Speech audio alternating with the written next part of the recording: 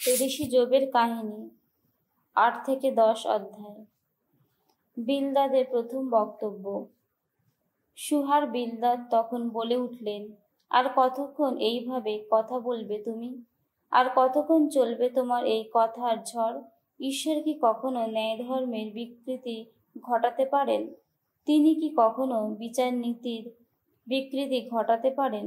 তোমার সন্তানেরা না হয় পাপ করে তাকে অমান্য করেছিল, তাই তিনি তাদের সেই অপরাধের ফল ভোগ করতে দিয়েছেন। কিন্তু তুমি যদি এখন ঈশ্বরের শরণ নাও, সর্বশক্তিমানের কাছে যদি বারবার মিনতি জানাও, আর সেই সঙ্গে তুমি যদি শুদ্ধ মনা সত্যনিষ্ঠ হও, তিনি নিশ্চয়ই তোমাকে সাহায্য করতে এগিয়ে আসবেন। তুমি ধার্মিক বলে তিনি নিশ্চয়ই আবার ফিরিয়ে আনবেন তোমার গৃহের সুদিন। তখন তোমার বারবারন্ত এমনই হবে যে মনে হবে তোমার সেই আগের অবস্থা তো তেমন কিছু ভালোই ছিল না। অতীত যুগের মানুষদের একবার প্রশ্ন করে দেখো, পিতৃপুরুষদের যত অভিজ্ঞতার কথা একবার চিন্তা করে দেখো। আমরা তো জন্মেছি গতকাল, আমরা তো কিছুই জানি না। এই পৃথিবীর বুকে আমাদের দিনগুলো ছায়ার মতোই চলে যায়। সেই পিতৃপুরুষ যারা, তোমাদের কি যোগ্য শিক্ষা দেবেন না তারা? যা বলবার বলবেন না তারা? হৃদয় গভীর থেকে উঠে আসা এই সব মহাবাক্য শোনাবেন না তারা?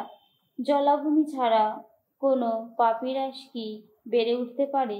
নলখাগড়া কি জল ছাড়া বড় হতে পারে?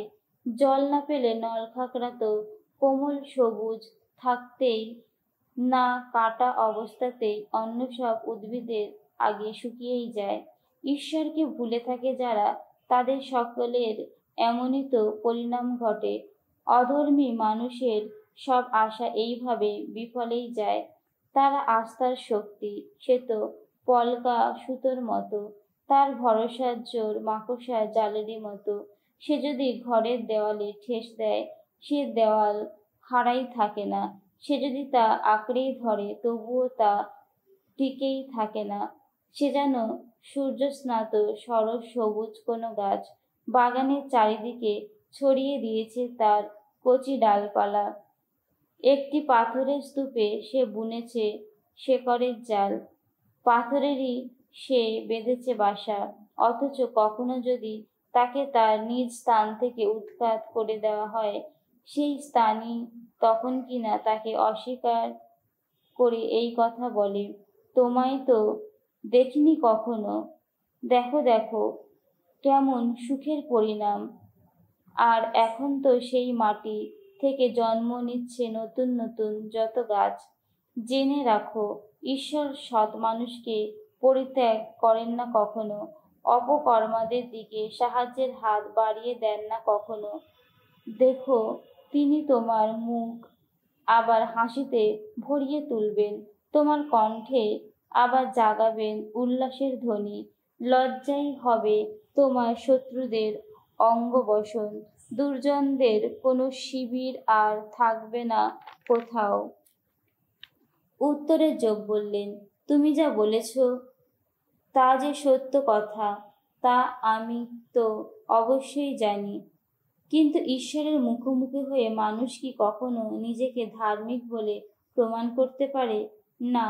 কেউ যদি তার সঙ্গে তর্ক করতে চায়, তবে তার 1000 কথার উত্তরে সে তো একটি কথাও বলতে পারবে না। তার প্রজ্ঞা সে তো সুগভীর, তার শক্তি সে তো সীমাহীন। তার বিরুদ্ধে রুখে দাঁড়িয়ে কেই বা কবে পেয়েছে নিস্তার? তিনি সরিয়ে দেন পাহাড় পর্বত, অথচ পাহাড় পর্বত জানতেও পারে না। ক্রোধে তাদের উল্টে ফেলে দেন তিনি, পৃথিবীটাকে নড়িয়ে সরিয়ে দেন তিনি। তার ভেতর স্তম্ভগুলো টলমল করে কেঁপে ওঠে। তিনি না ওঠার আদেশ দিলে সূর্য ওঠে না আকাশে। তিনি যেন শিলমোহরের ছাপ মেরে তারাগুলোকে আড়াল করে রাখেন। তিনি একা, তিনি আকাশকে বিস্তৃত করেছেন। সমুদ্রের ঢেউ তিনি পায়ের তলায় মারিয়ে চলেন। সপ্তর্ষি ও কালপুরুষ তারই রচনা। কৃত্তিকা ও দক্ষিণ আকাশে সেই নক্ষত্র মণ্ডলী, তাও তারই রচনা। তিনি যা কিছু করেন তা মহান, ধারণার অতীত। অপরূপ তার কীর্তি যত, গণনার অতীত। হয়তো আমার পাশ দিয়েই চলে যান তিনি, তবুও তাকে দেখতে পাই না। চুপি চুপি চলে যান, আমি তাকে লক্ষ্যই করি না। তিনি যদি কোনো কিছু ছিনিয়ে নিয়ে যান, তাকে বাধা দেবে কে? কেই বা বলবে তাকে, এ কি করছো তুমি? ঈশ্বর ক্রুদ্ধ হলে সে ক্রোধের রাশ টানেন না কখনো। রাহাবের যত সহচর এখনো লুঠিয়ে আছে তার পদতলে। তাহলে আমি বা তার কথার উত্তর দিতে পারবো কি করে? কি করেই বা যুক্তি সাজিয়ে তার সঙ্গে কথা বলবো আমি? আমি ধার্মিক হলেও তো তার কথার উত্তর দিয়ে কী বা লাভ হবে? আমার বিচারক যিনি, তার কাছে দয়া ভিক্ষা ছাড়া আমার তো অন্য গতি নেই। আমি যদি ডাকি আর তিনি যদি উত্তরও দেন, তবু কি করে মানব আমি? আমার মিনতি তিনি কানে তুলেছেন। তিনি নিজেই তো এখন ঝড়ের আঘাত হেনে আমাকে বিচূর্ণ করেছেন, বিনা কারণেই ক্ষতবিক্ষত করেছেন। আমাকে শ্বাস নিতেও দিচ্ছেন না তিনি। হায় রে, কি তিক্ততায় ভরিয়ে তুলেছেন আমার অন্তর। আমি কি এখন বল প্রয়োগের চেষ্টা করব নাকি? তিনি তো মহাশক্তিধর। আমি কি এখন যাব আদালতে? কেনই বা সমন জারি করবে তার নামে?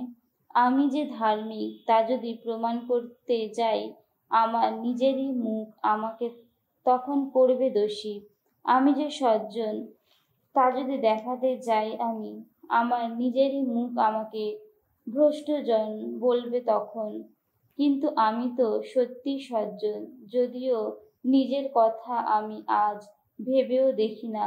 আমার এই জীবনের প্রতি আজ বিতৃষ্ণই আমি। অবশ্য ব্যাপারটা শেষে একই দাঁড়ায়, আর সেই কথা বলছি এখন। সজ্জন দুর্জন সকলেরই তিনি শেষে একইভাবে বিনাশ ঘটান। কোথাও যখন কোনো দুর্বিপাক হঠাৎ মৃত্যু ডেকে আনে, নির্দোষের প্রাণের কষ্ট দেখে তখন হাসেন তিনি বিদ্রূপের হাসি। কোনো দুর্জনের হাতেই যখন চলে যায় দেশের শাসন, দেশের বিচারকদের চোখ তখন ঢেকেই দেন তিনি। তিনি ছাড়া আর কেই বা ঢেকে দেয়? আমার এই দিনগুলি দৌড়বীরের চেয়ে দ্রুত চলে যায়।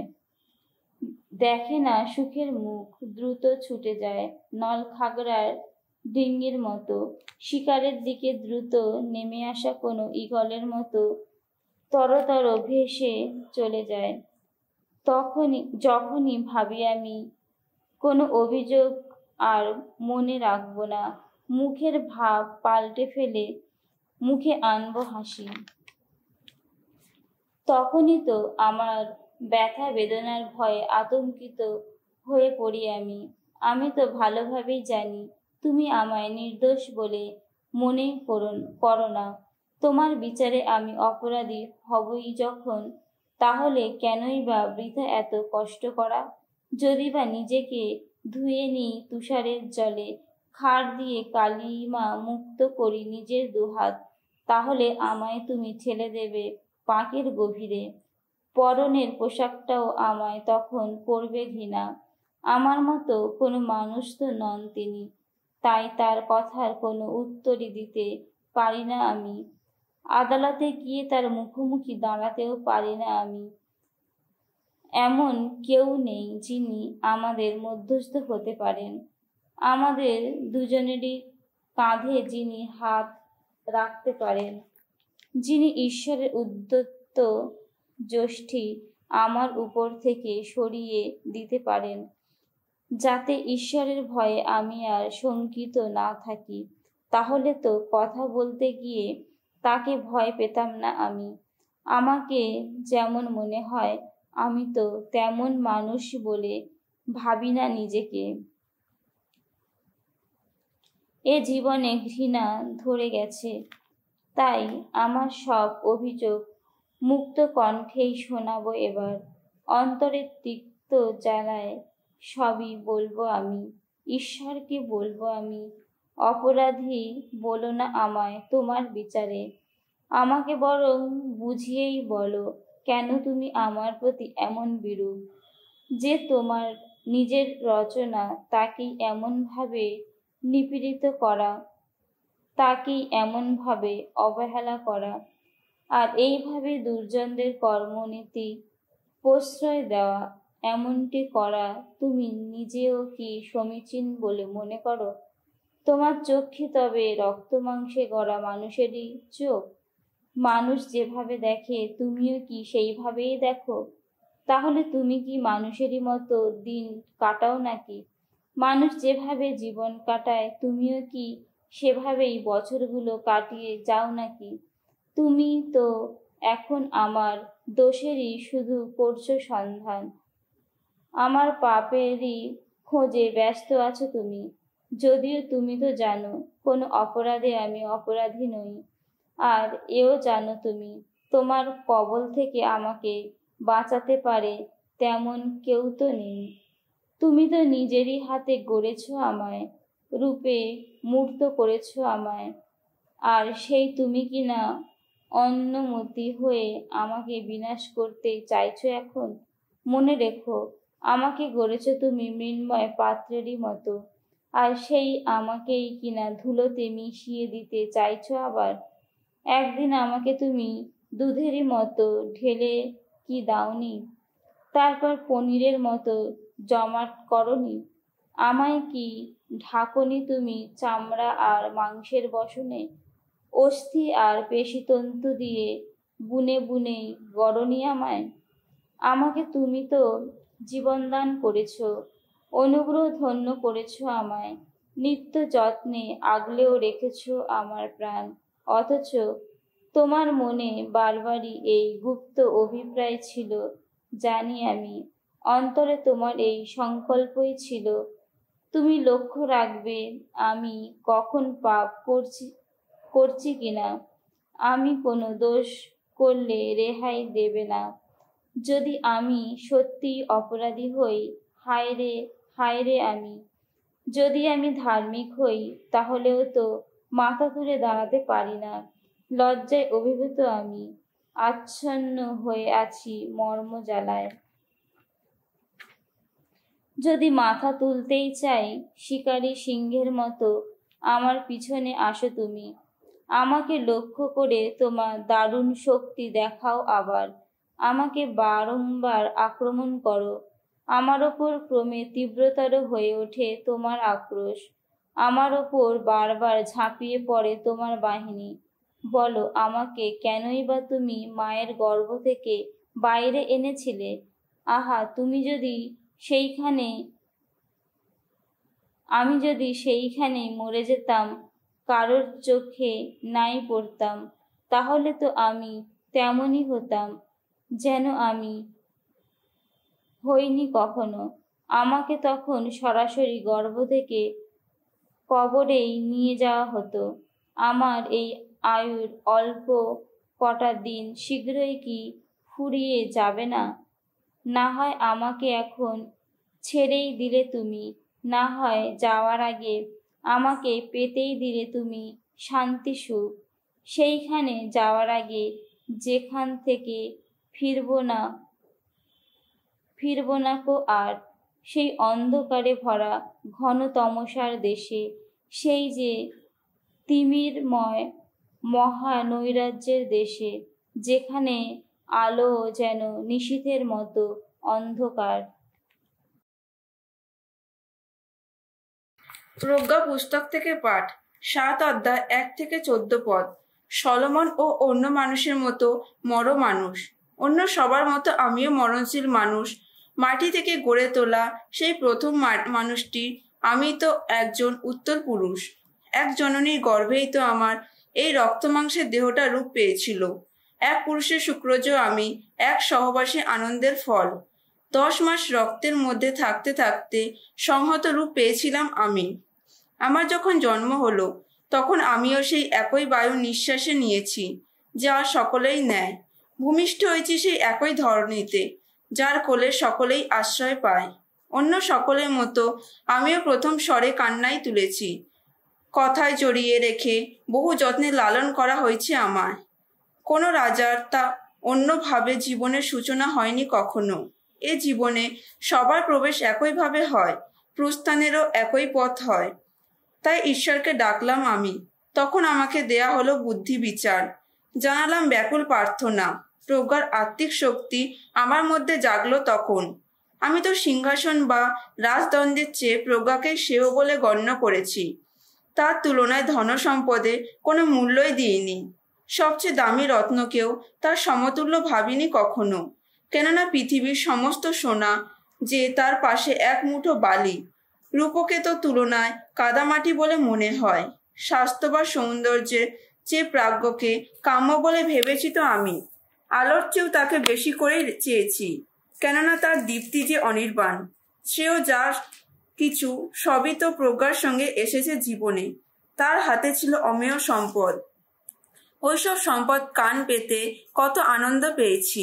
আমি তো জানতাম প্রজ্ঞাই আনে সব কিছু, তবে প্রজ্ঞা নিজেই যে ওই সবের জন্মদাত্রী এই সত্য বুঝিনি এখনো। যে জ্ঞানের অকপট দীক্ষা নিয়েছি আমি, এখন অন্য কেউ অকাতরে সেই জ্ঞানের করি অংশীদার। প্রজ্ঞার যে সম্পদ আমি গোপন করে রাখি না কখনো। প্রজ্ঞা সে তো মানুষের অশেষ সম্পদ। যারা তার অর্জন করে ঈশ্বরে বন্ধু হয় তারা। সৎ শিক্ষার ফলে অন্তরে যা কিছু পায় তারা, তা যে তার দৃষ্টিতে তাদের যোগ্য মানুষই করে তোলে। সাধু লুক রচিত মঙ্গল সমাচার 15 অধ্যায় 1 থেকে 10 পদ। একদিন করগ্রাহকেরা ও অন্যান্য পাপী মানুষেরা যিশুর উপদেশ শোনার জন্য তার কাছে ভিড় করছে দেখে ফরিসিরা ও শাস্ত্রীরা গজগজ করে বলতে লাগলেন, দেখ, লোকটা পাপীদের কাছে টেনে নেয়, এমনকি তাদের সঙ্গে খাওয়া দাওয়াও করে। তখন যিশু তাদের লক্ষ্য করেই এই উপমা কাহিনীটি বললেন। মনে করুন কারোর 100টি ভেড়া আছে। এখন সে যদি এদের একটিকে হারিয়ে ফেলে, তাহলে বাকি 99টিকে প্রান্তরে ফেলে রেখেই ওই হারানো ভেড়াটিকে না পাওয়া পর্যন্ত সে কি তার খুঁজে ঘুরে বেড়ায় না? তাকে খুঁজে পেলে সে মহা আনন্দে তাকে নিজের কাঁধে তুলে নেয়। তারপর বাড়ি গিয়ে তার যত বন্ধু বান্ধব ও প্রতিবেশীকে একসঙ্গে ডেকে সে বলে, তোমরা আমার সঙ্গে আনন্দ করো, আমার হারানো ভেড়াটিকে আমি খুঁজে পেয়েছি। আমি আপনাদের বলছি, তেমনি ভাবেই যাদের মন ফেরানোর প্রয়োজন নেই, এমন 99 জন ধার্মিককে নিয়ে স্বর্গে যত আনন্দ হয় তার চেয়েও বেশি আনন্দ হয় যখন একজন পাপী মন ফেরায়। কিংবা মনে করুন একজন স্ত্রীলোকের 10টি রূপোর টাকা আছে। এখন সে যদি এর একটি হারিয়ে ফেলে, তাহলে সে কি বাতি জেলে ঘর ঝাড় দিয়ে টাকাটা না পাওয়া পর্যন্ত ভালো করেই খুঁজে দেখে না? আর সেটা খুঁজে পাওয়ার পর তার যত বন্ধু বান্ধব ও প্রতিবেশীকে একসঙ্গে ডেকে সে তখন বলে, তোমরা আমার সঙ্গে আনন্দ করো, যে রূপোর টাকাটা আমি হারিয়ে ফেলেছিলাম সেটা এখন খুঁজে পেয়েছি। আমি আপনাদের বলছি, তেমনি ভাবে একজন পাপী মন ফেরালে তাকে নিয়ে দেবদূতদের মধ্যেও আনন্দ